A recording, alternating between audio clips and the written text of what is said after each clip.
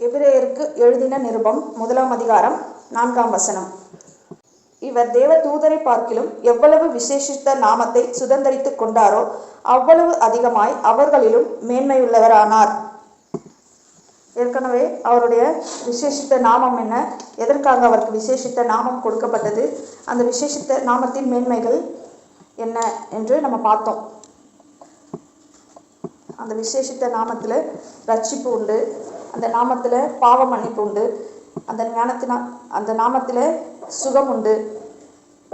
இன்னொன்று சொல்லப்போனால் மார்க்கு 16ஆம் அதிகாரம் 17ஆம் வசனம், விசுவாசிக்கிறவர்களால் நடக்கும் அடையாளங்கள் ஆவன, என் நாமத்தினாலே பிசாசுகளை துரத்துவார்கள், நவமான பாஷைகளை பேசுவார்கள், சர்ப்பங்களை எடுப்பார்கள், சாவுக்கேதுவான யாதொன்றை குடித்தாலும் அது அவர்களை சேதப்படுத்தாது, வியாதியஸ்தர் மேல் கைகளை வைப்பார்கள், அப்பொழுது அவர்கள் சொஸ்தமாவார்கள் என்றார்.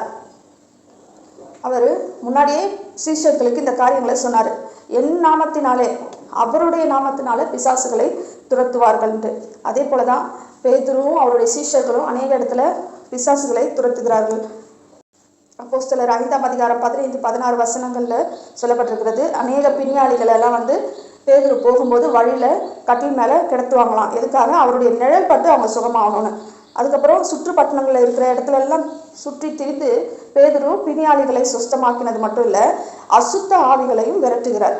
அந்த மாதிரி பாதிக்கப்பட்டவர்களையும் குணமாக்குகிறார் பேதுரு மட்டும் இல்ல, பவுலும் இந்த மாதிரி காரியங்களை செய்கிறார். பொல்லாத ஆவியை பிடித்திருக்கிற ஜனங்களை விடுவிக்கிறாங்க அதுல இருந்து.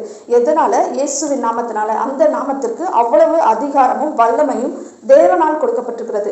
நவமான பாஷைகளை பேசுவார்கள். பெந்தகோஸ்தே நாள்ல பார்க்கிறோம் எப்படி நவமான பாஷைகளை அவர்கள் பேசுகிறார்கள் என்று. அதுவும் இயேசுவின் நாமத்தினாலதான் நம்ம பெற்றுக்கொள்ள முடியும் அப்படின்னு சொல்றாரு. இயேசுவின் நாமத்திற்கு அவ்வளவு வல்லமை உண்டு. அது மட்டும் இல்ல, யோவான் 16ஆம் அதிகாரம் 23ஆம் வசனம் வாசிப்போம். அந்த நாளில் நீங்கள் என்னிடத்தில் ஒன்றும் கேட்க மாட்டீர்கள், மெய்யாகவே மெய்யாகவே நான் உங்களுக்கு சொல்லுகிறேன், நீங்கள் என் நாமத்தினாலே பிதாவினிடத்தில் கேட்டுக்கொள்வது எதுவோ அதை அவர் உங்களுக்கு தருவார். இதுவரைக்கும் நீங்கள் என் நாமத்தினாலே ஒன்றும் கேட்கவில்லை, கேளுங்கள், அப்பொழுது உங்கள் சந்தோஷம் நிறைவாய் இருக்கும்படி பெற்றுக்கொள்வீர்கள். கடைசியா இயேசுவின் நாமத்தினால நம்ம பிதாவின் இடத்துல ஜெபிக்கிற எல்லா ஜெபத்துக்கும் அவர் பதில் தருகிறவராக இருக்கிறார். இயேசுவின் நாமத்தினால நம்ம எது கேட்டாலும் அவர் கொடுக்க ரெடியா இருக்கிறார். உங்கள் சந்தோஷம் நிறைவாகும்படி நீங்க என்ன கேட்டாலும் அதை என் நாமத்தினாலே நீங்க எதை கேட்டாலும் பிதாவாகிய தேவன் கொடுப்பார், மெய்யாகவே மெய்யாகவே கொடுப்பார்னு சொல்றாரு. இயேசு ஒரு சந்தேகத்தோட சொல்லல, ஒருவேளை என் நாமத்தினால கேட்டா பிதாவாகிய தேவன் கொடுப்பாரோ கொடுக்க மாட்டாரோ கேட்டு பாருங்க அப்படின்னு சொல்லல. மெய்யாகவே மெய்யாகவே நான் உங்களுக்கு சொல்லுகிறேன், என் நாமத்தினாலே நீங்கள் கேட்டுக்கொள்வது எதுவோ அதை பிதாவாகிய தேவன் உங்களுக்கு தருவார். அப்பொழுது உங்கள் சந்தோஷம் எப்படி இருக்கும்? நிறைவா இருக்கும். இதனாலதான் இன்றைக்கும் நம்ம ஒவ்வொருவரும் ஜெபத்தை ஏறெடுக்கும் போது இயேசுவின் நாமத்தினாலே ஜெபத்தை ஏறெடுக்கிறோம், இயேசுவின் நாமத்தினாலே ஜெபத்தை முடிக்கிறோம். அவருடைய நாமத்தினாலதான் நம்ம எதுவா இருந்தாலும் கேட்கிறோம் இல்லையா? இன்றைக்கு நம்ம ஜெபத்துல கேட்ட உடனே கிடைக்கலனாலும் நிச்சயமா ஒரு நாள் தேவன் நமக்கு அதை தந்தர வல்லவராக இருக்கிறார். ஏன்னா அவர் தம்முடைய குமாரனுடைய நாமத்தை மகிமைப்படுத்துகிறார். இயேசுவின் நாமத்துல நாம எதை கேட்டாலும் பிதாவாகிய தேவன் கொடுப்பார்னு சொல்லி இயேசு கிறிஸ்து முழுவதுமாய் விசுவாசித்து அதை சொல்றாரு.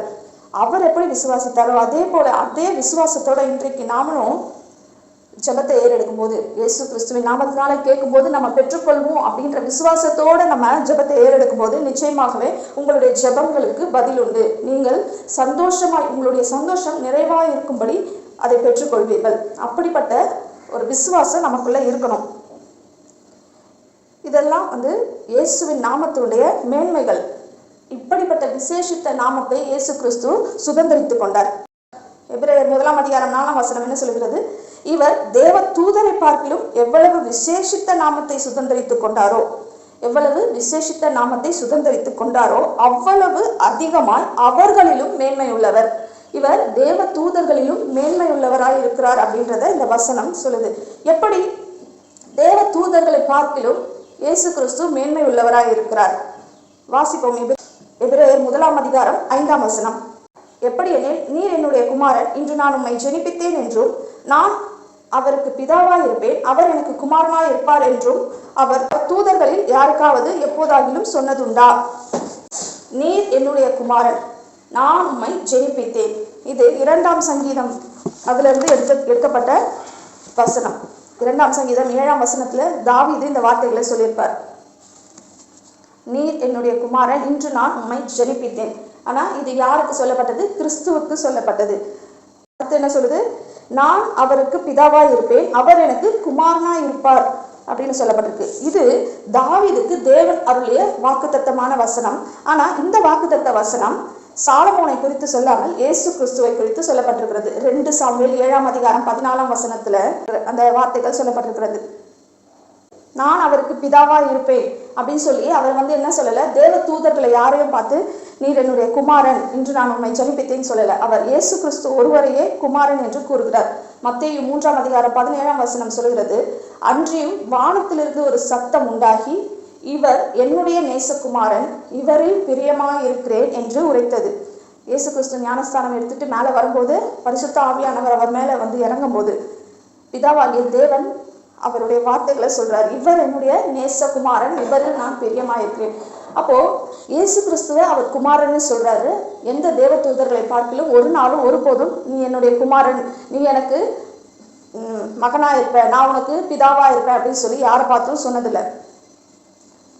6ஆம் வசனம், மேலும் தமது முதற் பேரானவரை உலகத்தில் பிரவேசிக்க செய்த போது தேவதூதர் யாவரும் அவரை தொழுது கொள்ள கடவர்கள் என்றார். தேவ தூதர்களை அவர் விசேஷித்த விதமா பார்க்கல, அவர் குமாரனை போல பார்க்கல. ஆனா குமாரன் இந்த உலகத்துக்கு பிறக்கும் போது குமாரனை போய் தொழுது கொள்ளும்படியாய் பூமியில போய் நீங்க தொழுது கொள்ளணும் அப்படின்னு சொல்லி தேவன் அவர்களை அனுப்பினார். அந்த வசனம் வாசிப்போமா? லூக்கா 2ஆம் அதிகாரம் 11 முதல் 14ஆம் வசனம் வரை. இன்று கர்த்தராகிய கிறிஸ்து என்னும் இரட்சகர் உங்களுக்கு தாவீதின் ஊரிலே பிறந்திருக்கிறார். பிள்ளையை துணிகளில் சுற்றி முன்னணையிலே கிடத்தி இருக்க காண்பீர்கள். இதுவே உங்களுக்கு அடையாளம் என்றான். அந்த க்ஷணமே பரமசேனையின் திரள் அந்த தூதனுடனே தோன்றி, உன்னதத்தில் இருக்கிற தேவனுக்கு மகிமையும் பூமியிலே சமாதானமும் மனுஷர் மேல் பிரியமும் உண்டாவதாக என்று சொல்லி தேவனை துதித்தார்கள். பரமசேனையின் திரள் மொத்தமும் எங்க வந்துச்சு? பூமிக்கு தேவனை தொழுது கொண்டார்கள், கிறிஸ்துவை தொழுது கொண்டார்கள். அதற்காக தேவன் அவர்களை அனுப்புகிறார். என்னுடைய குமாரனை பூமிக்கு அனுப்பியிருக்கிற, குமாரனை போய் நீங்க பூமியில தொழுது கொள்ளுங்கள் சொல்லி அனுப்புறாரு. ஆனா இயேசு கிறிஸ்துவை குமாரன்னு சொல்ற தேவன் தேவ தூதர்களை என்னன்னு சொல்றாரு?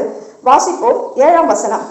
தேவ தூதரை குறித்தோ தம்முடைய தூதர்களை காற்றுகளாகவும் தம்முடைய ஊழியக்காரரை அக்கினி ஜுவாலைகளாகவும் செய்கிறார் என்று சொல்லி இருக்கிறது. எங்க சொல்லியிருக்கிறது? சங்கீதம் 104ஆம் அதிகாரத்துல சொல்லப்பட்டிருக்கிறது. தேவ தூதர்களை என்ன சொல்றாரு? தம்முடைய தூதர்களை காற்றுகளாகவும் அவருடைய ஊழியக்காரர்களை அக்னி ஜுவாலைகளாகவும். அவங்க ஊழியக்காரர்களாம். யாருக்கு? பிதாவாகிய தேவனுக்கு அவர்கள் ஊழியக்காரர்களா இருக்கிறார்கள். அவங்களை ஒருபோதும் தேவன் குமாரன் என்று ஒரு அங்கீகாரம் கொடுக்கல, அவங்களுக்கு ஒரு விசேஷித்த நாமம் கொடுக்கப்படல. அவர்களை ஊழியக்காரர்களாக பார்க்கிறார்.